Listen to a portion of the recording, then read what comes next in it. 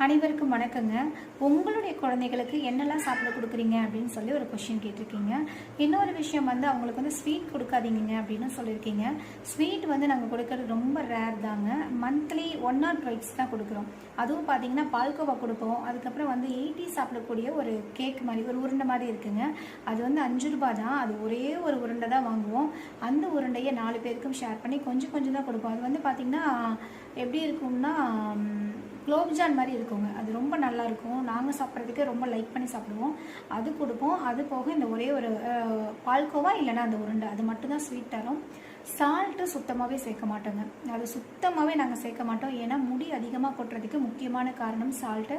அதில் எதுலேயுமே இல்லாத அளவுக்கு பார்த்துக்குவோம். சிக்கன், மீன் இதெல்லாமே வந்து பார்த்திங்கன்னா அவர் வாங்கிட்டு வந்து நார்மலாக வேக வச்சு மஞ்சத்தூள் மட்டும் இத்தனோண்டு போடுவாருங்க.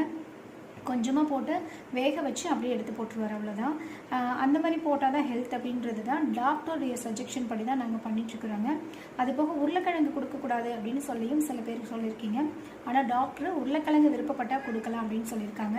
முட்டை சில பேர் கொடுக்கக்கூடாதுன்னு சொல்லியிருக்கீங்க. முட்டையும் வேக வச்சு கொடுக்க சொல்லியிருக்காரு டாக்டர். அது போக என்னுடைய குழந்தைகளுக்கு நிறைய காய்கறிகள் பிடிக்குது. எங்களுக்கே அது ஆச்சரியமாக இருக்குங்க. உருளைக்கிழங்கு சாப்பிட்றாங்க, சொரக்காய் சாப்பிட்றாங்க, சவுச்சவு சாப்பிட்றாங்க. அதுக்கப்புறம் வந்து பார்த்திங்கன்னா சில கீரைகள் சாப்பிடுவோம். அம்முக்கு வந்து கீரை வந்து பிடிச்சிருக்குது.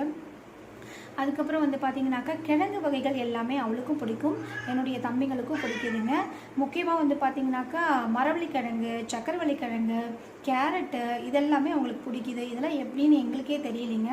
எல்லாமே அளவாக தான் கொடுக்குறோம். முடிஞ்ச அளவுக்கு அதிகமாக கொடுக்காம அளவாக கொடுத்துட்டு தான் இருக்கிறோம். வீக்லி ஒவ்வொரு காய் ஒவ்வொரு நாள் அப்படின்ற மாதிரி நாங்கள் மெனு போட்டு கொடுக்குறோம்.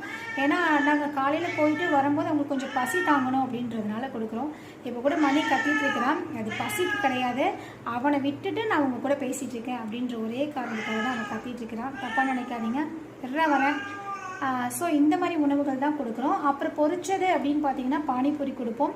சம்டைம்ஸ் அந்த பப்ஸ் மேலே இருக்கக்கூடிய அந்த லேயர், மேலே இருக்கக்கூடிய லேயர் மட்டும் கொடுப்போம். சமோசான்னு சொல்லுவோம் இல்லைங்களா, அந்த சமோசாவில் இருக்கக்கூடிய மேல் லேயரை மட்டும் நாங்கள் அவங்களுக்கு கொடுப்போம்.